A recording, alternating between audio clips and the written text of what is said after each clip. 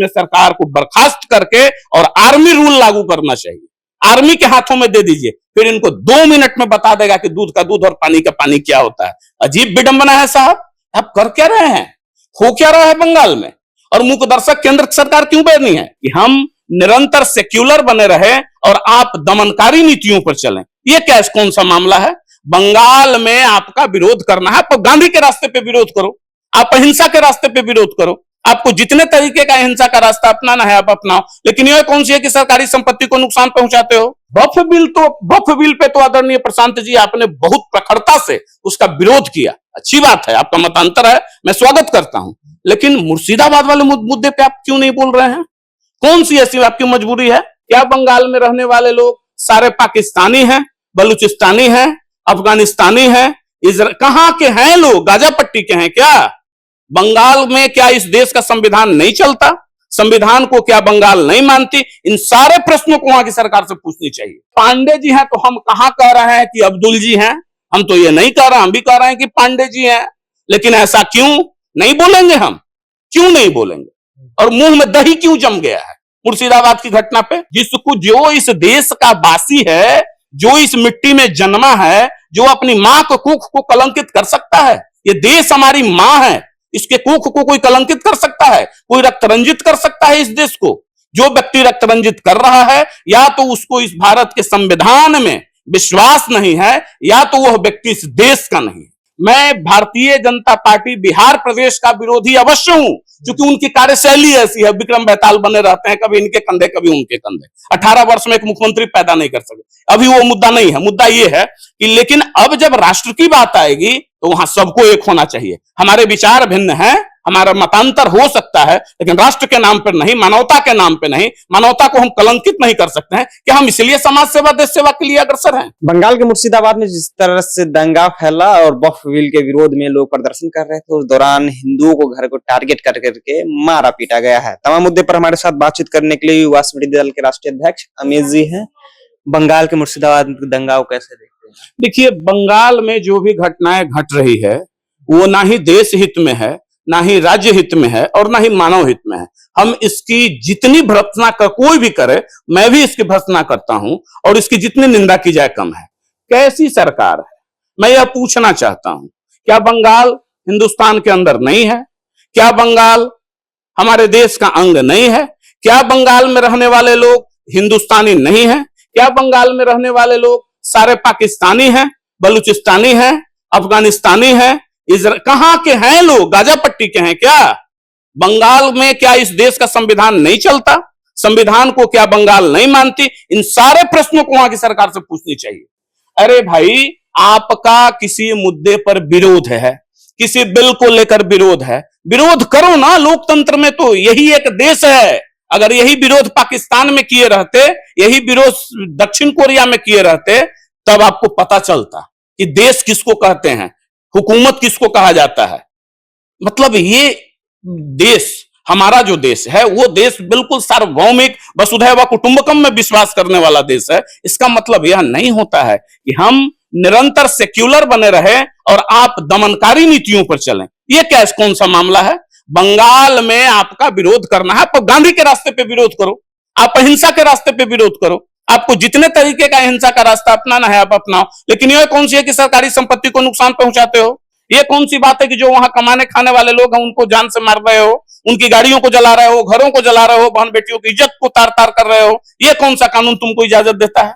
यह कैसी बात है। और वहां की सरकार क्यों मूक दर्शक बनी हुई है। अगर मैं केंद्र सरकार से यह मांग करना चाहूंगा कि अगर बंगाल की सरकार अपने दायित्वों का निर्वहन करने में निष्फल हो रही है, वो संवैधानिक मूल्यों पर खरा नहीं उतर रही है, वो अपने उस संविधान के प्रियम्बल को और शपथ लेने का जो कहता है कि मैं देश की एकता और अखंडता अक्षुण्ण रखूंगा, मैं बिना किसी विद्वेष और भाव के हर प्रकार के लोगों की रक्षा करूंगा, अगर इस शपथ को भूल चुकी है तो वैसी परिस्थिति में सरकार को बर्खास्त करके और आर्मी रूल लागू करना चाहिए।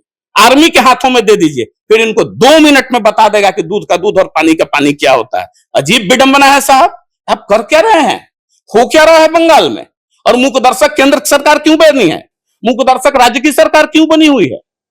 मैं ये नहीं कहता हूं, मैं स्पष्ट कहता हूं कि भाई हम नीति का विरोध कर सकते हैं, नीतिगत विरोध हो सकता है, वैचारिक मतभेद हो सकता है, विचारों का आदान प्रदान तो पिता पुत्र में भी होता है और वहां भी भिन्नता आती है, मत भिन्नता हो सकती है, लेकिन इसका मतलब यह नहीं होता है कि हम अपने घर को ही तोड़ डालें। ये कौन सा है? मणिपुर में वही स्थिति रहा, फिर बंगाल में वही भड़क रहा है, तो क्या हो रहा है? किस दिन के लिए, किस बात के लिए एनआरसी कानून लाए हैं? किस बात के लिए? मैं तो बार बार इस बात को कहता हूं कि बिल्कुल बफ कानून का भी वही हाल होना है जो सीए एनआरसी का हुआ है। कितने रोहिंग्या चले गए, आज वही तांडव कर रहे हैं, रोहिंग्या है? वही तांडव कर रहे हैं, वही तांडव। जिसको, जो इस देश का वासी है, जो इस मिट्टी में जन्मा है, जो अपनी मां को कुख को कलंकित कर सकता है? ये देश हमारी मां है, इसके कुख को कोई कलंकित कर सकता है? कोई रक्त रंजित कर सकता है इस देश को? जो व्यक्ति रक्त रंजित कर रहा है, या तो उसको इस भारत के संविधान में विश्वास नहीं है, या तो वह व्यक्ति इस देश का नहीं है।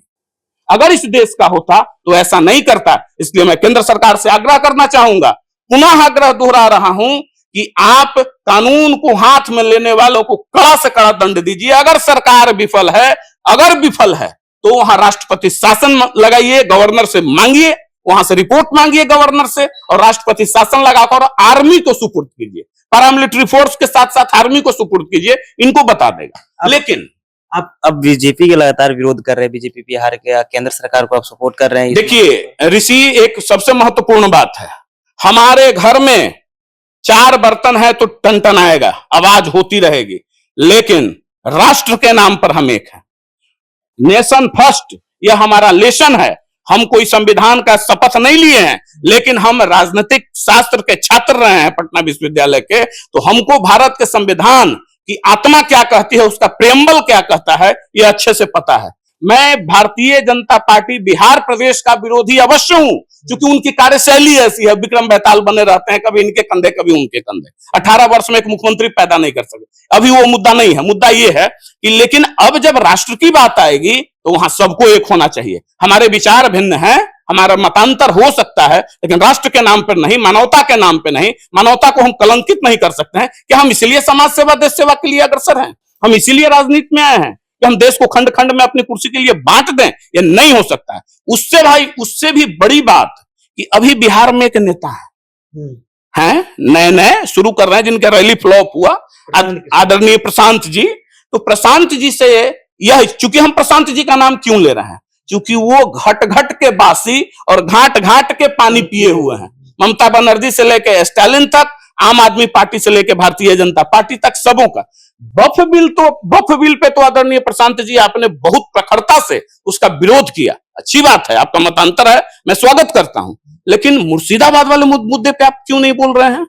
कौन सी ऐसी आपकी मजबूरी है? क्या बिहार को भी मुर्शिदाबाद बनाने का प्लान है क्या?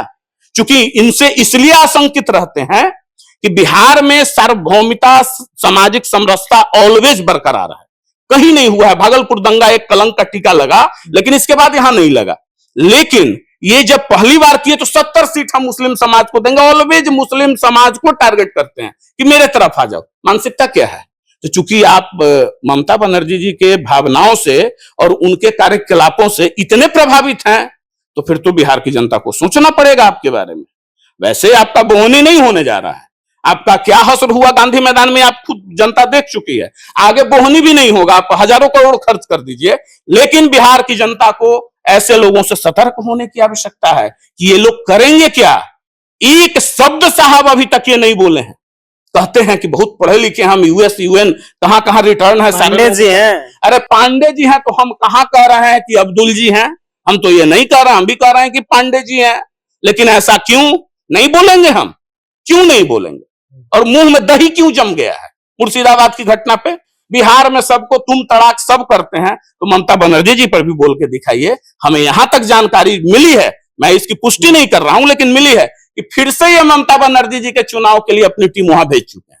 तो ये के लिए जी, तो अब फिर ये बहुत प्रभावित हैं। ममता बनर्जी जी का अक्सर जिक्र करते हैं कि मैंने बीजेपी को ऐसे चैलेंज दिया, मैं ये कह चुका था, ये होगा वो होगा। तो क्या बिहार में भी वही मानसिकता है? तो बिहार के लोग हाथ जोड़कर विनती करते हैं कि ऐसे जो अपने पैसे के लिए, पद के लिए, पावर के लिए अपना रंग बदलते हैं, जिसमें एक पशु है जिसका नाम हम क्यों लें, वह भी शर्मा जाए। तो ऐसे लोगों से सतर्क रहिए और केंद्र की सरकार अविलंब इस पर कार्रवाई करे। चलिए, तो केंद्र की सरकार जो है अविलंब इस पे कार्रवाई करे। जिस तरह से बंगाल के मुर्शिदाबाद में दंगा फैला, दंगा फैलने के बाद जो है हिंदुओं को टारगेट करके मारा गया है। तो तमाम मुद्दे पर हमारे साथ अमित जी बात कर रहे थे। फिलहाल आपकी क्या प्रतिक्रिया है, अपनी प्रतिक्रिया कमेंट बॉक्स में रखिएगा। आप देख रहे थे जनता जंक्शन, बहुत बहुत धन्यवाद।